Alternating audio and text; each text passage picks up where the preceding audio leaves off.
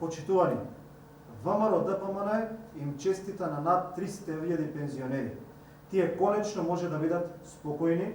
Премиерот Христијан Мицкоски и владата донесоа одлука за линеарно зголемување на пензиите за 5.000 денари.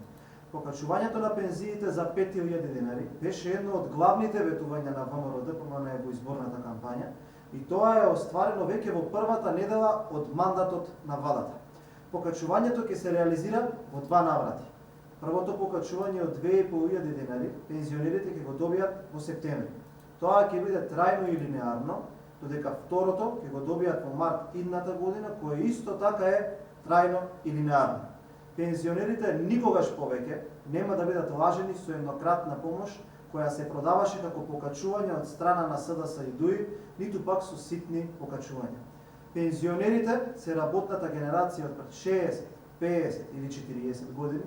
Тоа се луѓето кои ја граделе државава, каква што е денес таа, и тие ја заслужуваат нашата почит и мора да имаат достоинствен живот. ВМРО ДПМН вети и оствари. За тебе почнуваме.